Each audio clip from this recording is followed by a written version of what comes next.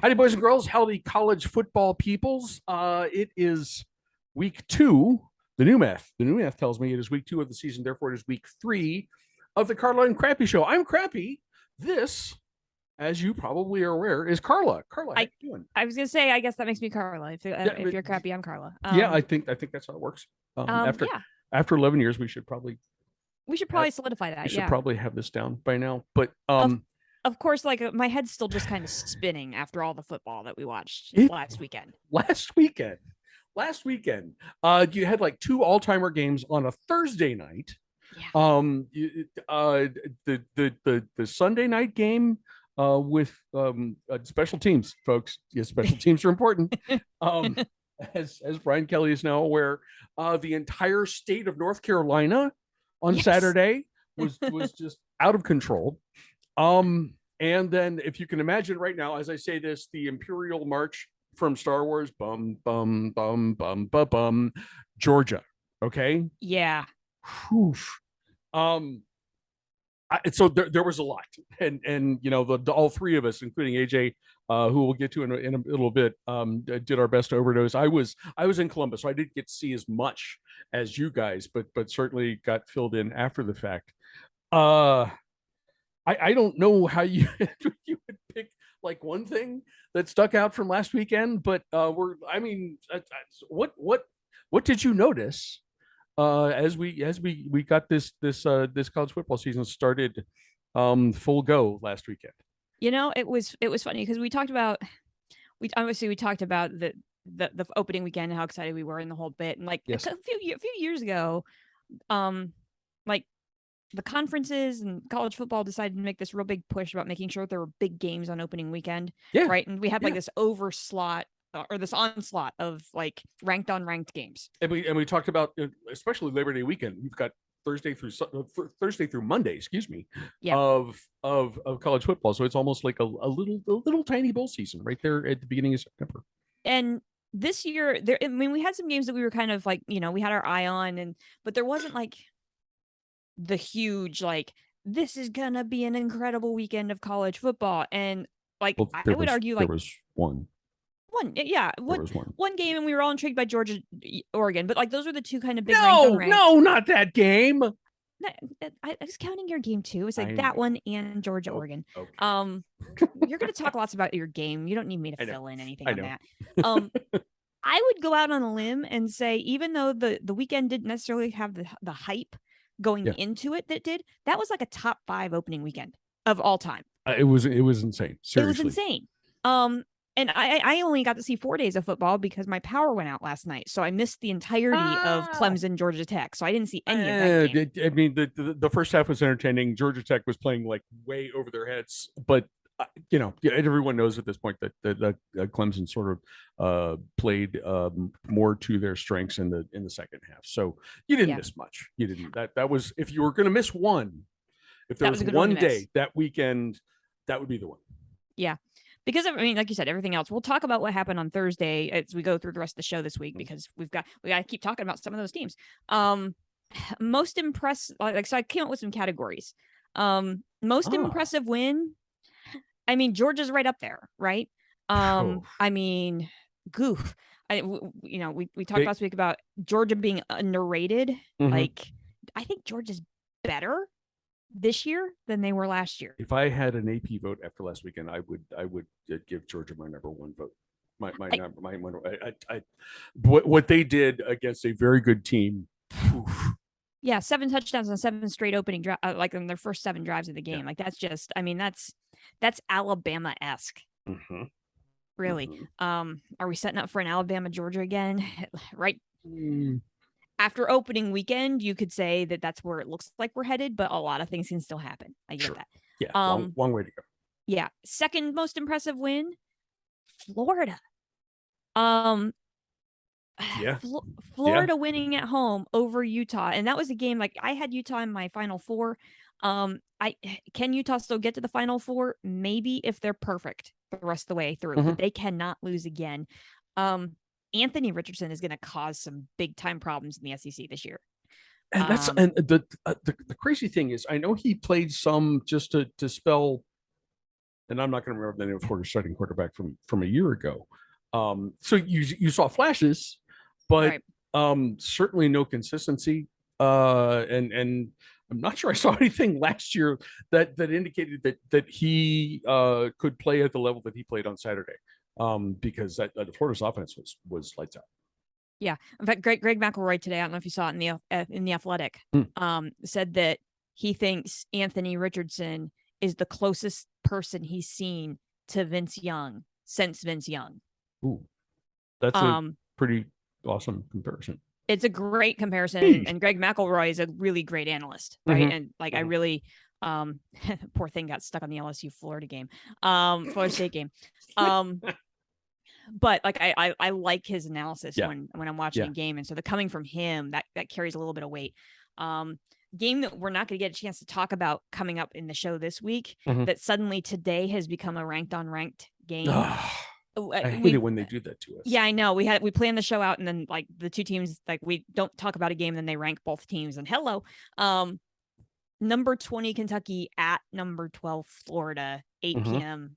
ESPN. That game suddenly has the potential to be a game for second place in the SEC East. It's really early to talk about that stuff, but yeah, the winner of this game is gonna be set up for that run. Yeah. Through the rest of the season. Yeah. Are either of those teams going to meet Georgia? I don't think so yet. Yep. But I could see Florida that's a rivalry game. They play it on neutral site, right? Cocktail party. There's a cocktail party. Yeah. Cocktail. Yeah, I'm drinking wine tonight. I think Florida could give them some headaches. Are they going to win the game? I don't think so. But we'll talk about that when that game comes around. But yeah, Florida is setting themselves up for what could be a really good season unexpectedly. My theme for the weekend, as you'll find out, is go Cats. There'll be more. Okay. That is what we call a tease in the business. Most heartbreaking loss that I saw. Because I would argue that the East Carolina loss was probably a little bit more heartbreaking, but Appy State, I know. Well, that 2-point conversion that was wide open. Yeah. I mean, it was just like, I screamed at my television. Like, I was like, it's there. I could see that. I could see it. More than LSU. Well, I've got LSU as Dumb and Dumber. That makes sense too. Because I mean, obviously, it seems like Brian Kelly must have taken Les Miles's clock management playbook and opened it up. Some of that to like, I mean, and it ended up almost working out for him. But when LSU muffs the punt at the end of the game, you let him score so that you get the ball back. Now they got really lucky because LSU did something that was even dumber and pitched the ball on third down. Right? Yeah, there was a lot of dumb and dumber. And gosh, Brian Kelly, you're supposed to be good at this stuff. But and just like an overall, it appeared to me like an overall lack of discipline on the LSU sideline. That targeting call that was 100% by the book definition targeting, shoving after the play leading to, 15-yard unsportsmanlike penalties, like not a good, and they still almost screwed around and won the game. But should've. or should have gotten overtime easily. Yeah. It just was not a great opening impression for the Brian Kelly era. No. And then my last game I want to bring up, and this is actually really funny because if you were following along on Twitter this weekend, on Friday night, I tweeted that the Illinois-Indiana game had officially gone off the rails. I don't even remember what happened in that game. I call that the weekend was so bonkers. I don't even remember what happened. I had to go back and read the recap to remind myself of why I tweeted it was bonkers. That's sort of a long category name. Yeah. Is there? Well, Okay. Well, we'll see if we can squeeze something into that next weekend. Maybe. go for the acronym I'm gonna let you. TW. I'm gonna let you figure that out. Yeah, I don't know. But yeah, if you don't remember, Indiana had a goal line stand in the fourth quarter and then won the game with 23 seconds left. Mhm. So yeah, that's what happened. So it was just what a weekend. And Yeah. we're even skipping talking about a lot of the games because we're going to mention some of the stuff here later on in the show. Yes. But like, Yes. whew, True. what an opener! True. And you had a good weekend too. I had a good weekend. I was a bit more out of necessity because I was in Columbus and going to the Ohio State Notre Dame game. I was a bit more myopic than you were. Certainly the Thursday night games involving all of our local teams here in Pittsburgh. The backyard brawl was incredible. I give Penn State a lot of credit for escaping a really really tough atmosphere in West Lafayette with a quarterback who seems to get injured when people breathe on him. But on got to Saturday, got to Friday night actually, and I'm focused on one thing. So I have some takeaways from Ohio State Notre Dame, and I think the national impression that the thing that the knee jerk reaction that everybody had was like, oh my God, what's wrong with Ohio State's offense? Mm-hmm. And I get that after last year, but that truly is a knee jerk reaction, and anyone who says that didn't watch the game. I have three. I have three takeaways. A couple concerning my team and one concerning the other team. Number one takeaway is holy crap! Did you see Ohio State's defense? That was the Achilles heel last year. That's Yeah. why the Rose Bowl was was 72-70 over Utah last winter. That's why Ohio State struggled, among other reasons, against Michigan. Mike Hall caused all kinds of problems for Notre Dame from his defensive tackle position. The DBs who are all returning, they were among the 8 returning starters on Ohio State's defense, and that's a big part of this. They all look good with that experience under the belts. And while Notre Dame's all-world tight end Mike Mayer, who is every bit as frightening in person as he is on TV, he had 5 catches. But Ohio State's linebackers, and I brought this up last week as a concern, Ohio State's linebackers held him to about 30 yards on the night. No touchdowns for him, and not really significant catches. I think there was one for a first down. Best part, second half. Ohio State shut out Notre Dame in the second half and held them to 72 yards total offense. That, boys and girls, is far and away better improvement than I was hoping for. Ohio State's defense this year, regardless of what happens, Ohio State's defense is not going to be the problem. Number 2, we should talk about the offense, certainly. I think the offense is going to be fine. The bigger thing here is that Notre Dame's defense was really good. And I'll get to that in point number 3 in just a second. CJ Stroud had a rough night. And he mentioned this in post game interviews. And I saw a lot of balls that were thrown short, thrown low. Wide receivers trying to dig footballs up out of the turf for catches. That happened all night long. Some of that was pressure. Notre Dame's. I mentioned Notre Dame's offensive line when we were talking last week, and Notre Dame's defensive line was probably even better. The offensive line just struggled a bit. That's gonna gel. I'm not super concerned about that. Also, we have not one Trayvon Henderson. The name is that everybody knows, but we have two excellent running backs. Mayan Williams got the bulk of the carries and the bulk of the yardage on Saturday. He is roughly shaped like a bowling ball, and was a monster all night long, even in the first half when Ohio State's offense was not quite on track. I'm not concerned about this. Um, they have a Sun Belt opponent. They have a MAC opponent in back-to-back weeks. The offense is going to get better. And it will be, I predict by the end of those 2 weeks, what everyone was expecting to see from Ohio State's offense. The only one real concern that I had was Jackson Smith-Njigba, who rolled an ankle in a tackle in the first half. Came back in, had a catch or two, if I remember correctly, but then was taken back out and did not play for the rest of the game. I hope that's not a big deal. Ohio State's wide receiver room is really, really deep, really stacked, but missing a guy like him would be a difficult thing to overcome.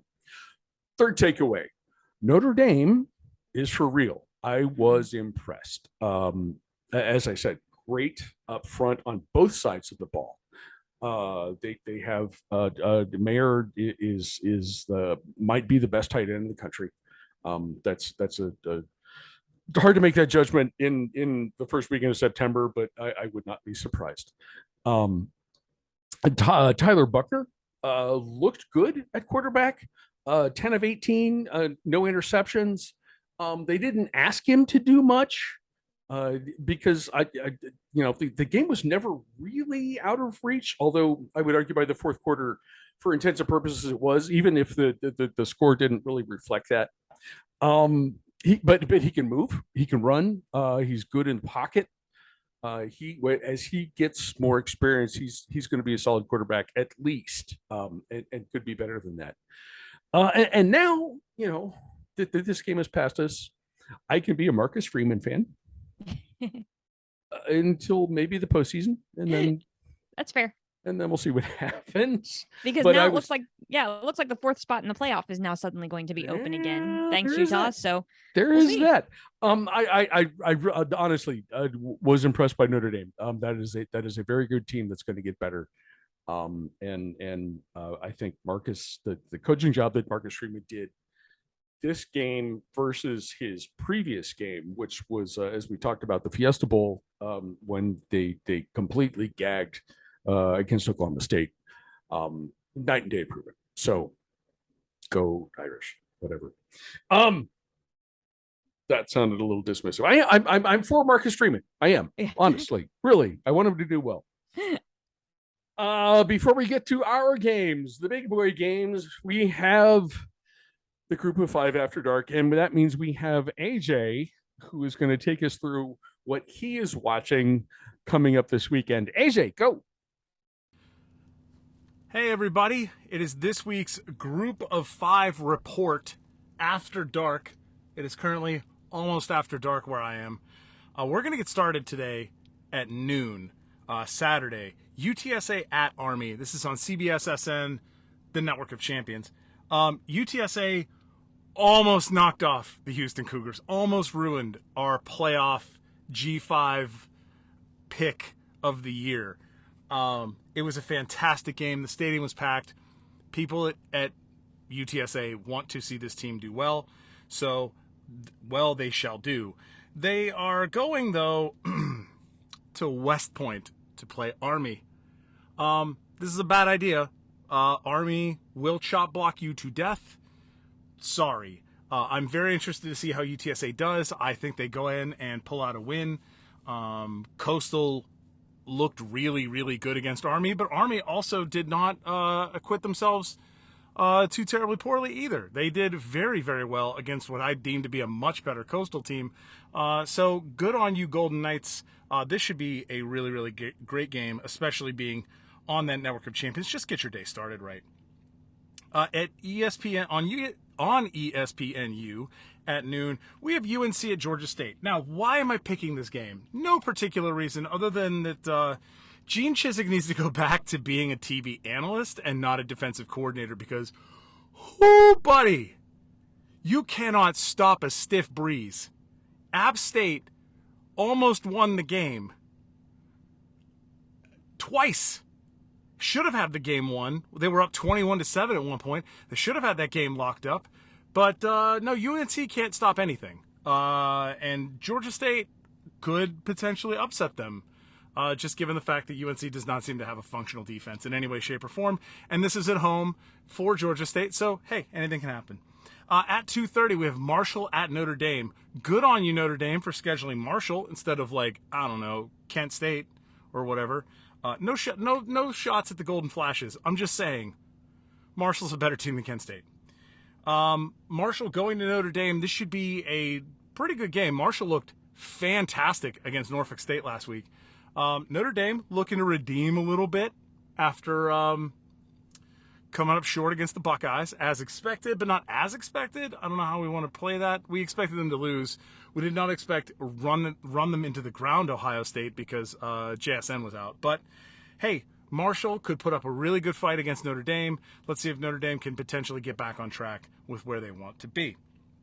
3:30, Colorado at Air Force on CBS. Full CBS, not the Network of Champions, the network that everybody else gets.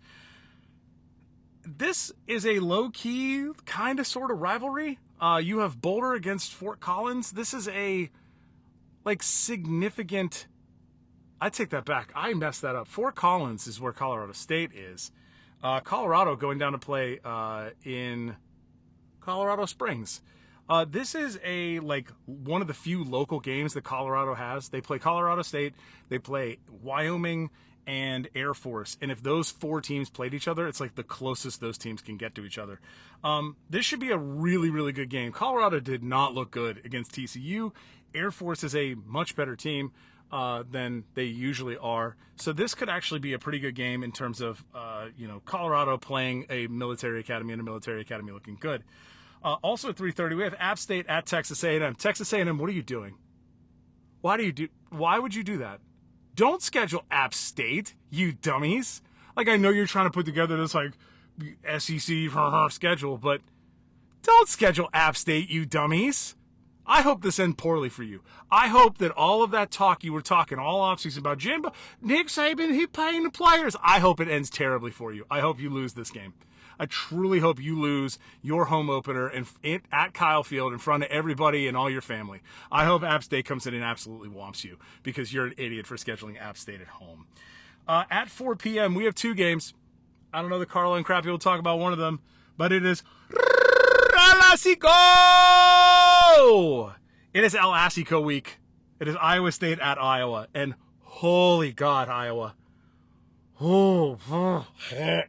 That was a gross game. That was, when people are like, AJ, what do you think of the Big Ten? That's what I think Big Ten football is. 20 punts, a 7-point score by 2 safeties and a field goal, 1931-ass football. No thank you. Get that out of here. The least fun game / most hilarious game I've ever watched in my life. And I watched all of it.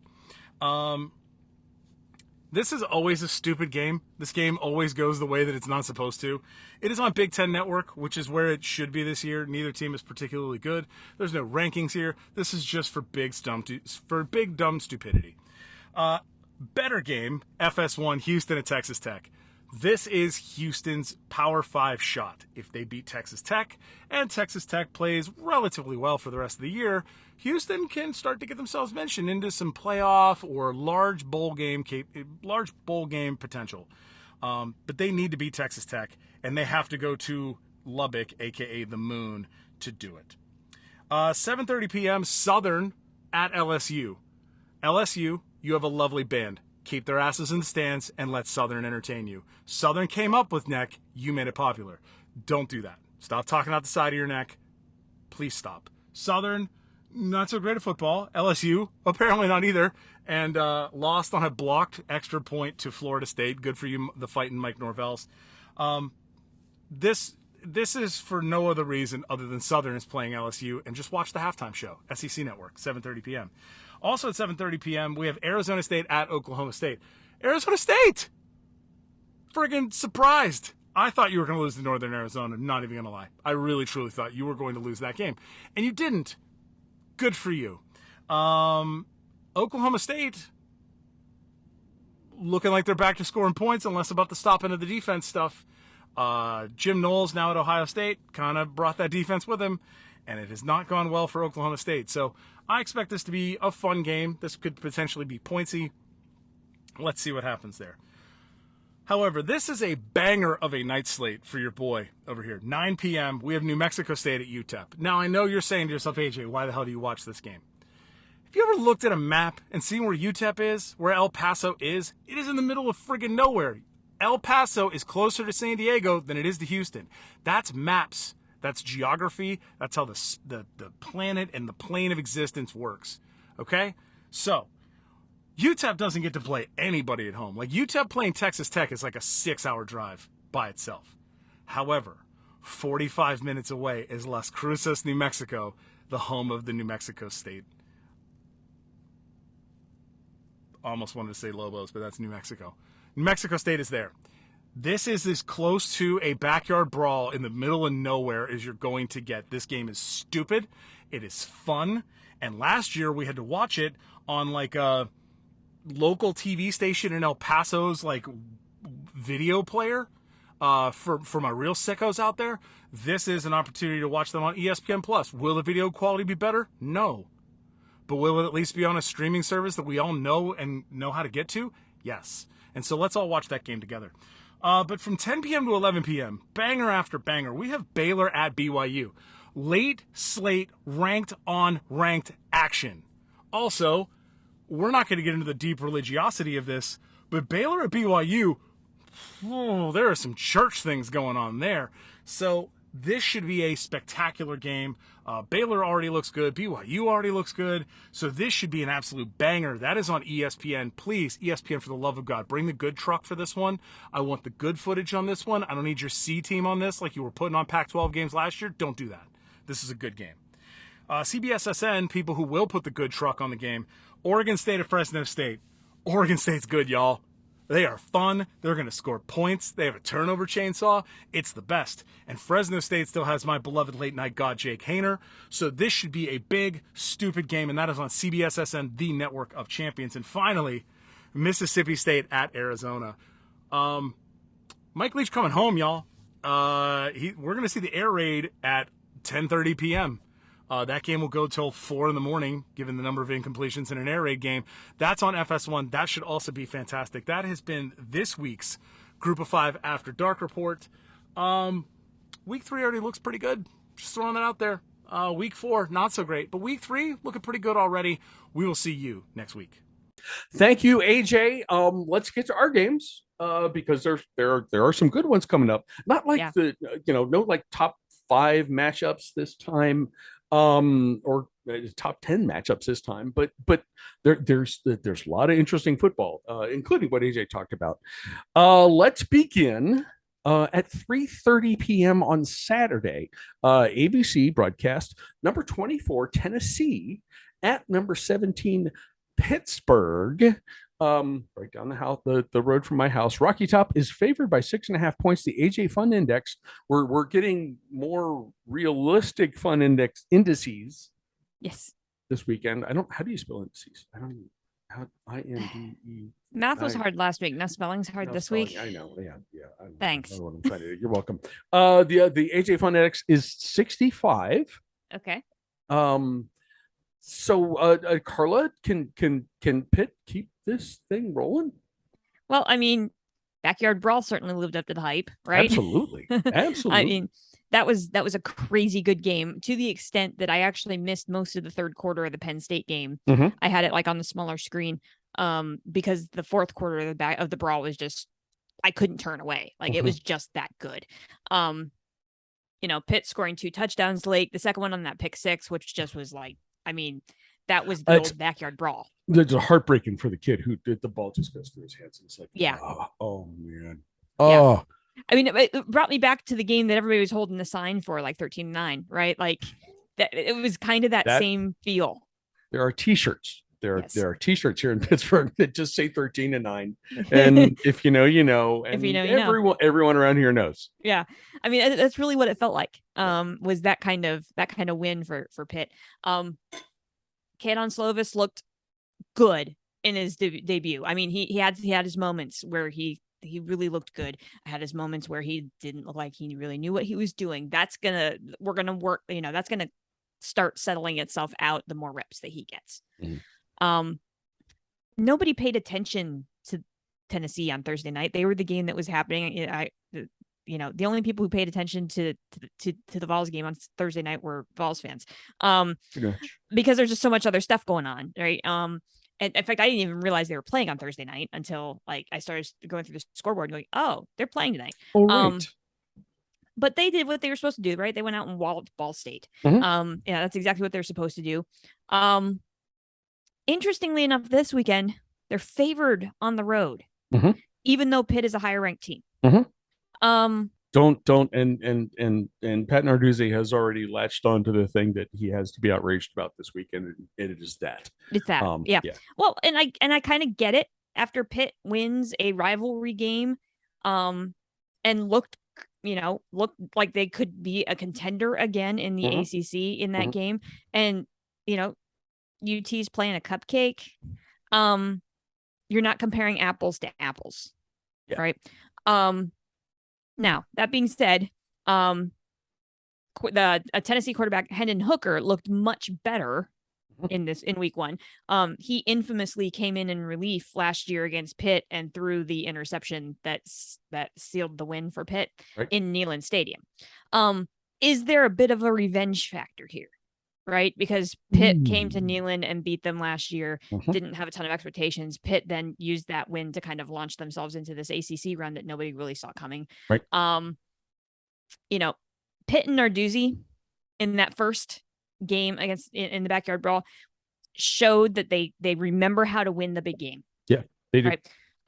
Even with some turnover and personnel, they showed that they knew how to win the big game. This is going to make some of my friends really angry. UT has just been so inconsistent. You never know which Tennessee team is going to show up. The disciplined one that can keep up with everybody on the field, or the one that just kind of walks through the motions and doesn't necessarily, in the last several years, Tennessee has lost games that it should have won. Yeah. Should we get Braden on the phone to talk about this? Yeah, let's not. And most of my friend group who we were watching games with in the early part of the day on Saturday, they're all UT grads. So I'm going to make them all really mad here and say, I don't know which Vols team is going to show up to Acrisure Stadium on Saturday.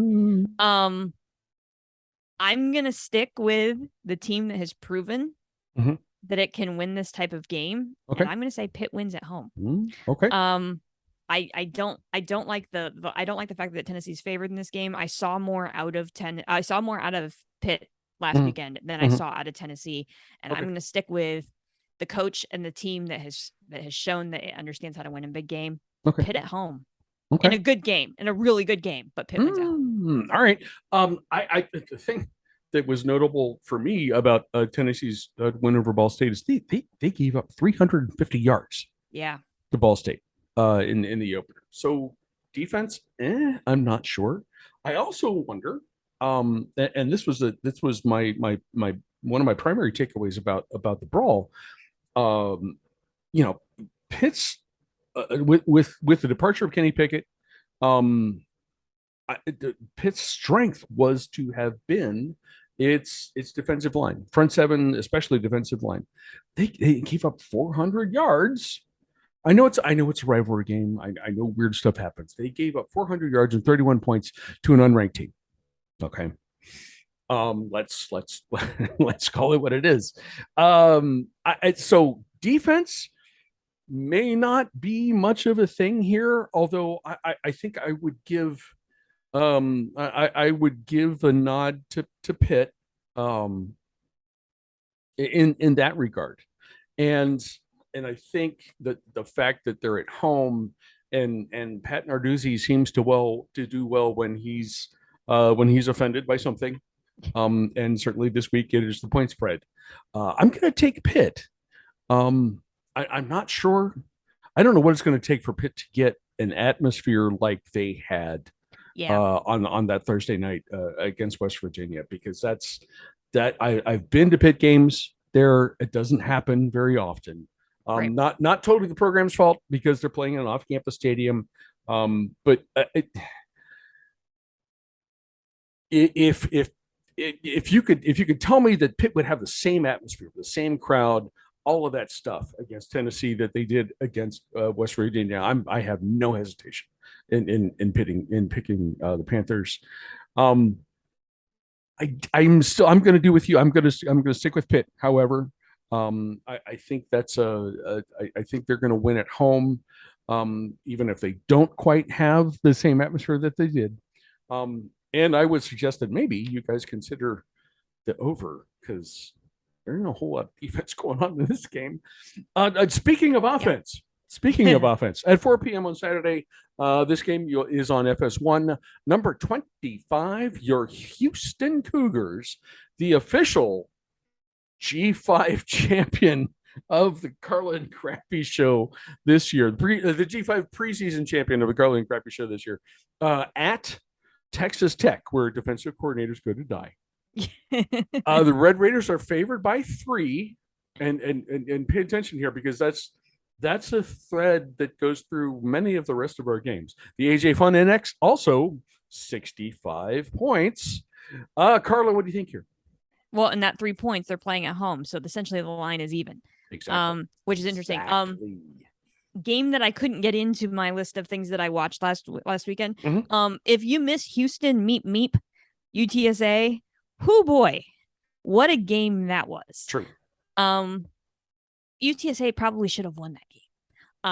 They had the opportunity to close it out and just couldn't quite do it.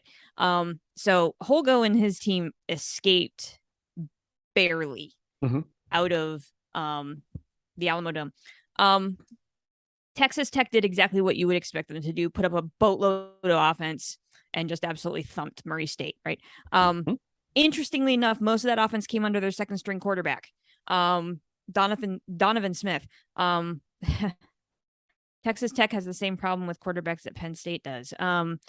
Unfortunately, Tyler Shaw hurt his non-throwing shoulder again, and that was what kept him out of a good chunk of last season. And he hurt it again. It was in a sling. I haven't seen reports as to whether or not he's going to be able to play. But that being said, Donovan Smith looked real good. 4 touchdowns, ran that offense really well. Is there going to be a drop off? Maybe a tiny bit, but I wouldn't. It's almost interchangeable at this point because he's gotten enough reps. Interestingly enough, Red Raiders put up sneaky good defensive numbers in this game, which is not something you're used to. Like you said, the defensive coordinators go to die. At Texas Tech, that's a great analogy because that's Texas Tech is known for offense and nothing else. Right. They play in the Big 12. Yes, the defensive numbers were against Murray State, but still, sure. I think it's still worth kind of noting that. Houston's defense struggled with the UTSA offense. The UTSA offense is good. Allowed almost 100 yards more than they gained offensively. And we know how much we dislike that. Yes. If you are giving up more yards than you are gaining, that is not generally a good thing, especially when you win the game. Yes. And they're going up against Texas Tech, which is another high-powered offense, even if it's on its backup quarterback. Right? Texas Tech playing at home. I don't care what the line is. Take the over. In this game. I think my gut says Texas Tech here. Okay. My gut says Red Raiders. I'm a Group of 5 fan. I really would like to see Houston win this game, but after what I saw against UTSA, and the UTSA offense is good, it's not Texas Tech good. And I think that's going to cause a problem for that Houston defense. So I'm going to say Texas Tech wins this game, and we might have might go back and dig into who our Group of 5 champion is going to be. Oh, geez, go Army. Are we back on the beach chickens again? Well, I mean, AJ is, as you heard in his in the report. I don't know. The OT win against Meep, absolutely, as you brought up, left me some questions. The one that you did not answer is does a good offense? This is a question that comes up at some point every season. Does a good offense have its quarterback as its leading rusher? The answer is no. And I know it was a run from Clayton Tune that won the game. for Houston. Mhm. But that's something you want to avoid. I'm certain that Hogo will not let that continue through the rest of the season, because if he does, and then Houston is not going to have anywhere near the season that we expected them to have. Yeah. Tech is Tech. Tech rolled up 600 yards and 63 points. Granted, yes, against Murray State. I I'm gonna continue with the cat thing here. Is what I'm gonna do. And some of that is just because I want to be right about Houston. Yeah. But some of it is because I think the first game jitters. You're playing in a stadium against a program that sort of came out of nowhere last year and is maybe better than you expect. Especially when you're playing in a program that's going to move to the Big 12 here sometime soon. I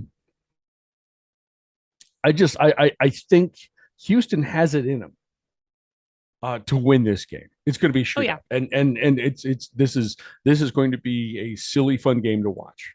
And AJ did mention this in his report. So did huge points.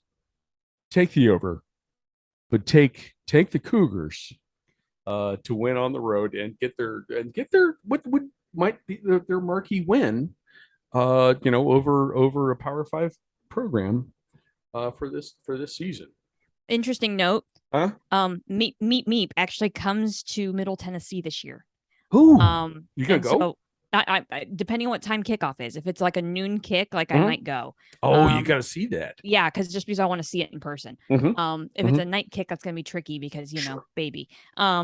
Gotcha. But so I don't think they've announced the kickoff time for that game yet. So I'm gonna keep an eye on that. But yeah, if I end up going to see Meep in person, we'll talk about it. Okay, awesome. Also at 4 p.m. on Saturday, AJ talked about this game as well, and I think it's because there's like a car crash sort of thing, and you can't look away. It has that quality. This one is on the Big Ten Network, which is where it belongs. This is the exact opposite. The exact opposite. Yes. Of Houston at Texas Tech. This is Iowa State at Iowa. The Hawkeyes are favored by 3.5 points. The AJ Fun Index is 41.5, and that, to be honest, boys and girls, feels generous to me. And I want to. I have a lead into this before I throw it to you, Carla. Okay. Tailgating on Saturday. One of my duties is to watch scores and sort of announce things that are interesting. I saw the headlines on ESPN site that said something about Iowa's game-winning safety, and that pretty much tells you everything you need to know about what Iowa did last weekend. So, Carla. Yes. What's going to happen in Iowa City this weekend? Well, okay. So first of all, everybody listening to this show needs to understand that we had a conversation about what other game we wanted to add into the show this week. Yes. And we actually chose this game over the Florida-Kentucky game because we are complete sickos. Yes. Yes. Because this, I mean, it's on brand. We have to talk about this game, right? And my note after, is, and now for something completely different. After talking about Houston, Texas Tech. Okay, so let's talk about the good in Iowa, which was not its offense. It was Iowa's defense. Yes. Iowa's defense was spectacular, crazy good against South Dakota State. And, AJ talked about this, in his report last week. The idea of if the school has the name Dakota in it, they're good. And that's absolutely true of South Dakota State. You knew this game could be close. That game could have been close. We had no idea how ugly it was going to be. And it was just going to be like a defensive slugfest. Game-winning safety. Game-winning safety, right? So there's a T-shirt that needs to be a T-shirt, black, gold letters. Game-winning safety. Game-winning safety. Yeah, Go Hawks. That's the Iowa brand in a nutshell this year, apparently. Because the Iowa offense was just completely MIA. Yeah. Right. 166 total yards of offense. 57 yards rushing. And they won the football game. That's how good the defense was. Right? The antithesis of this was actually Iowa State. Yeah. Right? Iowa State had a really, really great offensive performance against Southeast Missouri State. Now, again, yes, definitely inferior opponent here. Yeah, sure. But they're still, like, Southeast Missouri State comes up a lot in, like, the FCS conversation. Like, they are a perennial playoff team in the FCS. So that's not necessarily something to kind of slough off here. Iowa State offense put up 42 points and 469 yards. Defensively, though, oh God, not great. Southeast Missouri State was able to actually, put some yards up against. They weren't necessarily able to score, but they were able to rack up some yards. Okay. So we have a strength on strength battle. The fact that, Iowa State's defense wasn't all that good, that's not going to be an issue against Iowa.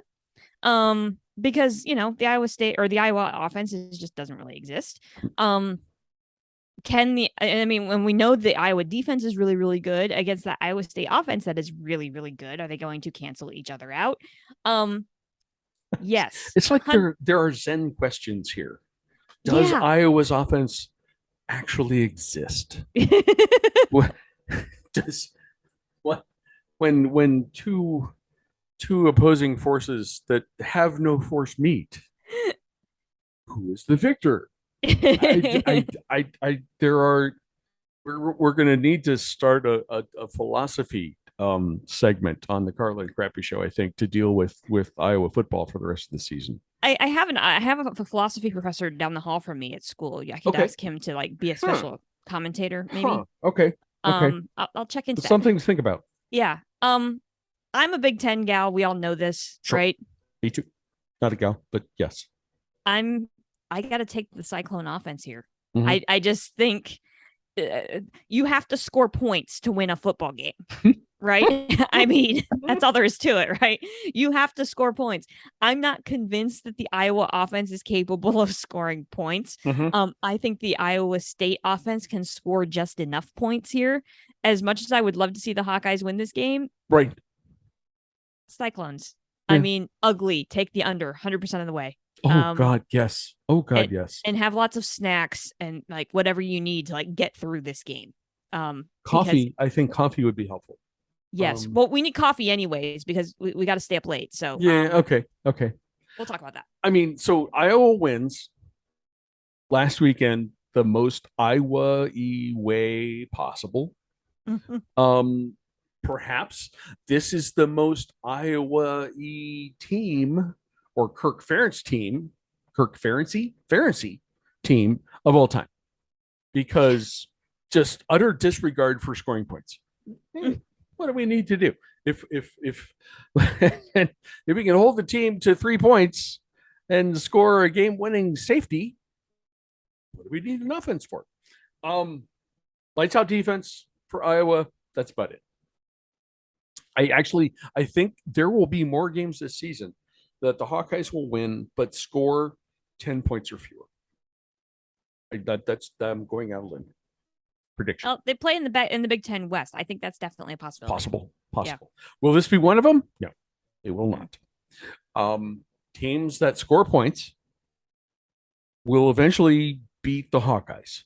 So even if, it's only like 14, 17, somewhere in there, Cyclones will win the Cy-Hawk Trophy this year. And the Hawkeyes will continue to play whatever it is that Kirk is doing out there this year. At 10:15 p.m., we are dabbling in AJ's After Dark territory. This game is on ESPN. Number 9, Baylor at number 21, BYU. BYU is favored by 3.5 points. There's that number again. The AJ Fun Index is Big Ten-esque 53.5 points. Carla, what do you think?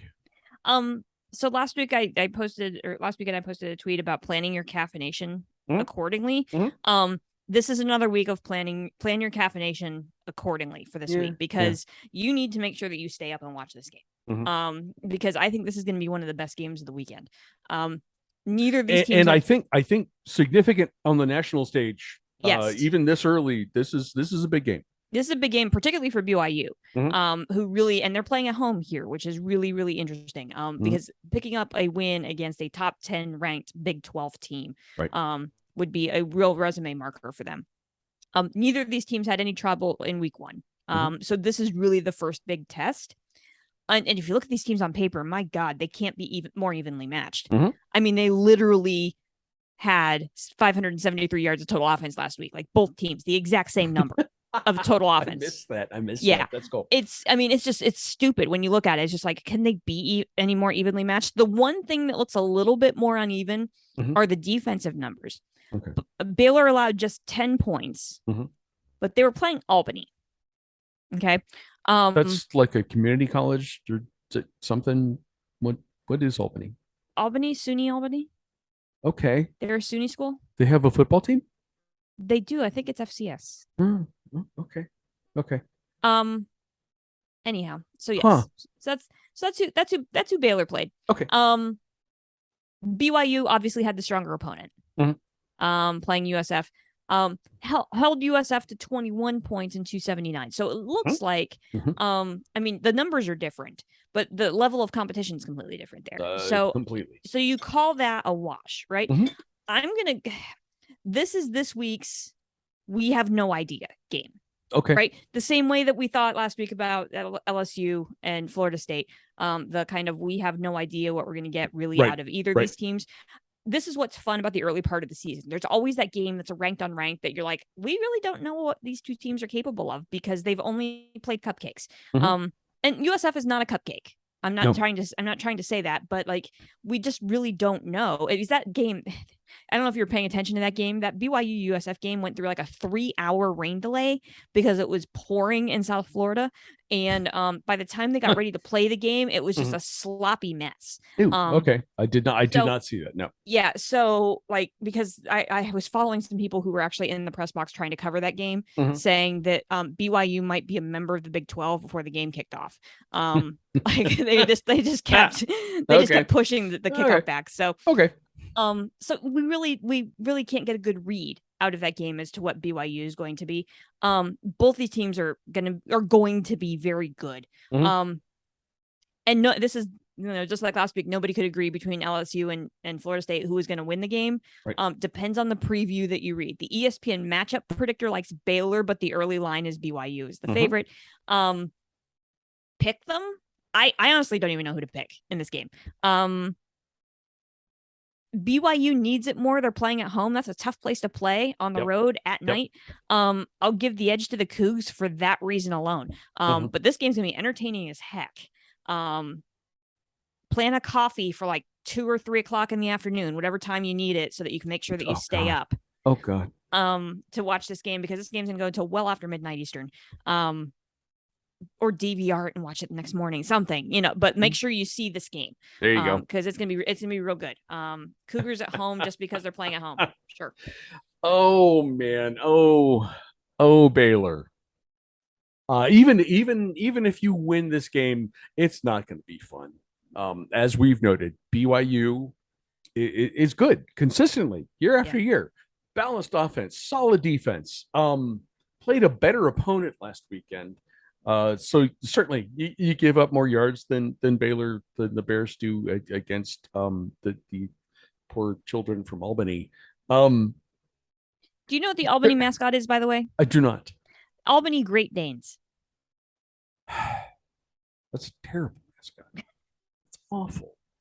It's lovely for basketball. I mean, well, okay, yeah, sure. That makes more sense.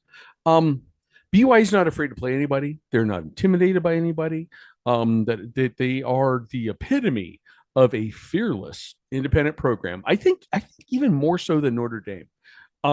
I would agree. Well, they were the ones that answered the call when Coastal needed an opponent last year. Yeah, just like they just picked up the phone and said, "Yeah, we'll fly across the country and play. Let's go play. Let's just go play ball, and we'll see what happens." That is, I can't see that ever happening to a Notre Dame football team. No. So you got that. You got a night game in Provo. It could be snowing by this time of the year. Seriously, it could be snowing. even if it's not. Baylor Bears. This is the I no. It's hard to even call this a trap game. If it is a trap game, it is the trappiest of trap games. And I am to stick with the cat theme. I am picking BYU without reservation to win this football game. Finally, the unquestioned game of the year, noon Saturday, a game to be televised nationally by the American Broadcasting Company. My Ohio University Bobcats face Carla's Penn State Nittany Lions in Happy Valley. Penn State is favored by a paltry 24.5 points. The AJ Fun Index is 53.5. Carla, does Penn State have a chance here? Yes. Penn State has a chance. They've got a lot of work to do. Based off of what we saw against Purdue. And I've been holding back on my analysis of what I saw against Purdue until this moment. As a team, Penn State had less than 100 yards rushing against Purdue. That is a problem. The same problems that were happening last year with the offensive line showed themselves several times during the game. Sean Clifford looked, we were talking about this. Sean Clifford looked completely lost in the second half of that game until the last drive, when he was the last drive suddenly all world opened up. Yeah. And yes, he took a shot to the knee. Yes, he was battling some sort of either, some people said it was cramps, whether it was just a residual, like a sprain of some sort with the knee. I'll be interested to find out if there's anything more serious there, because it was an ugly hit. And so I think we're lucky. I think as a Penn State fan, we're lucky that he was even able to get back into the game after that hit. So we'll count that for what it's worth.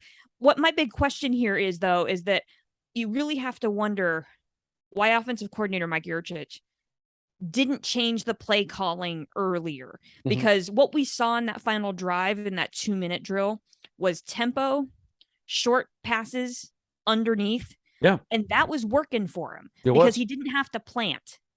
Right. He did. And like, why didn't Penn State shift to that offense? If you knew that your quarterback couldn't plant that leg, why don't you shift to a dink and dunk, short routes underneath, when you have the personnel to play that kind of game? Yep. Why didn't you switch to that earlier? That's the big question that I have.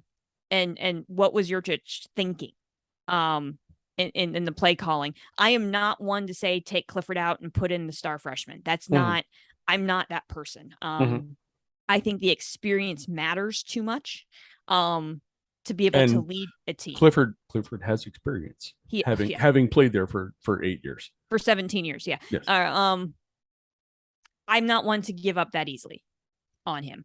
I would like to better understand the play calling. I think there needs to be some thought that goes into that moving forward, particularly if this knee injury is going to linger. Yeah. Your Bobcats had a really good week this week. They did, compared to last season. It was like, finally, Ohio has found its offense. Curtis Rourke had a really big day against FAU, and FAU is a good team. Penn State secondary needs to be ready for a quarterback that can throw the ball. Right. The Bobcats defense is capable of putting pressure on Sean Clifford again. Yes. Especially if the offensive line doesn't really do its job for the second week in a row. The good news for Penn State fans, Ohio's secondary, pretty questionable. So what you're hoping for is, to put it mildly. To put it mildly. So here's hoping. It wasn't quite as big a collapse as UNC and Appy State, but close. Yeah. In the fourth quarter against Florida Atlantic. So you have to hope that Clifford is able to plant long enough to get a couple of deep balls in, to be able to loosen things up, to maybe get a run game going, because, that would be nice. Let's run the football.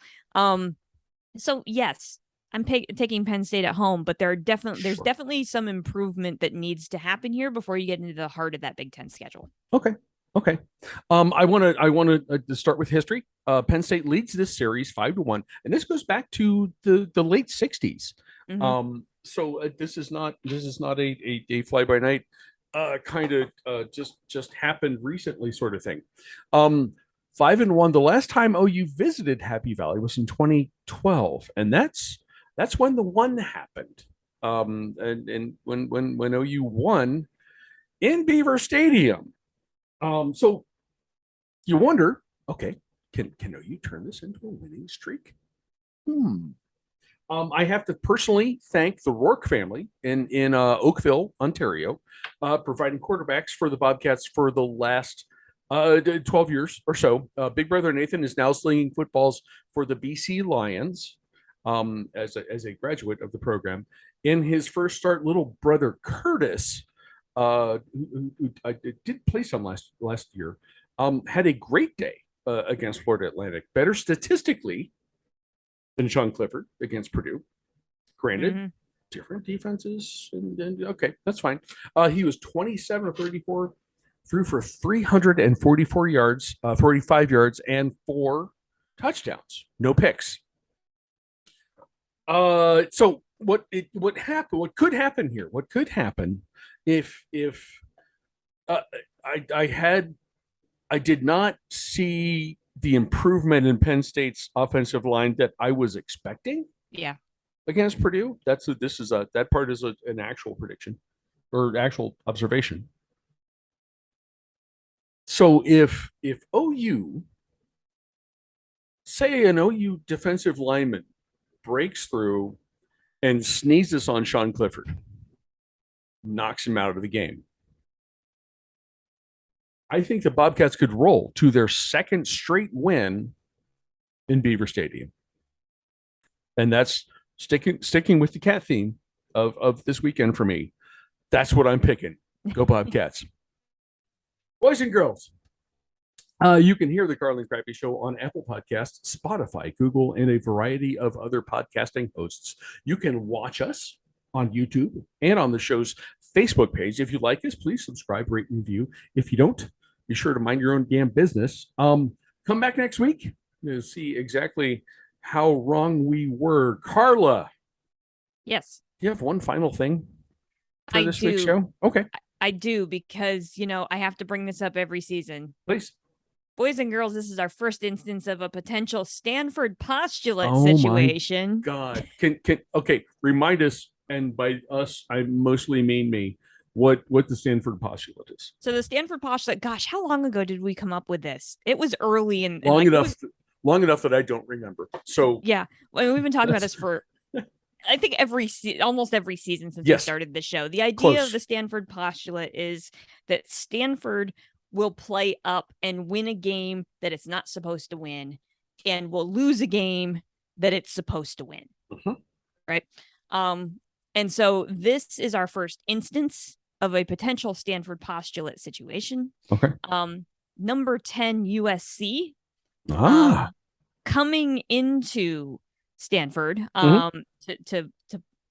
to play our beloved tree. That game's a nationally televised game also. 7:30 Eastern on ABC. So keep that in Okay. mind in your primetime viewing. Following like 2 time slots, the Ohio University Bobcats and Yes. your Penn State Nittany Lions. Also, if you need a palate cleanse after watching Iowa State, Iowa, that would be a good. If you haven't gouged your eyes out of your skull and you're still able to see, perhaps you should watch this game. Yes, you'll get the national television debut of Lincoln Riley and the Oklahoma offense on the West Coast. Yeah, right. And we'll get to see whether or not Stanford can win a game it's not supposed to win at home, because this would be an ideal game on national television. Like, this is the definition of a Stanford postulate game. Perfect. It is perfect. Because I love the Stanford postulate. Go Tree. And pay attention to this game. It just should be fun. Go Tree, and not because I really want Stanford to be in the Big Ten, but yes, absolutely go Tree. My final thing I have to mention, we've referred to Houston as the official unofficial Carla and Crappy Show group of 5 preseason champions for 2022.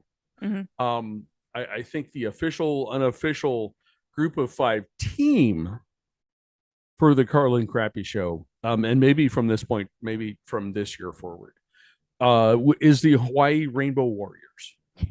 AJ did not, as you heard, AJ did not mention this game in his preview. I don't know if that was an oversight or if he's just overly realistic about what's going to happen with this football game. But the Rainbow Warriors will perform their traditional pregame haka in the Big Hole in Ann Arbor shortly before the 8 p.m. kickoff. You can watch this game on BTN. I make no promises or predictions about how it's going to turn out. Michigan has a brewing quarterback situation. So stop me if you've heard that before. Maybe that's a thing. I don't know. But it does fit in very nicely with my personal mantra for the Carla and Crappy show this season. So go Bows, beat Michigan. And that, boys and girls, is the week 3 Carla and Crappy show. Carla, thank you again, as always. As always, yes. For your insights, your thoughts, your your unique ability to keep me sort of grounded from wandering off into whatever fandom that I usually do. Cheers to you. I'm not sure that's possible, but yeah, okay. No, you do. It helps. It really does help. So cheers to you. Cheers to AJ as always for his group of 5 report. And guys, thank you again for watching as you always do. Cheers, everyone. We will see you back here next week. Beat Michigan.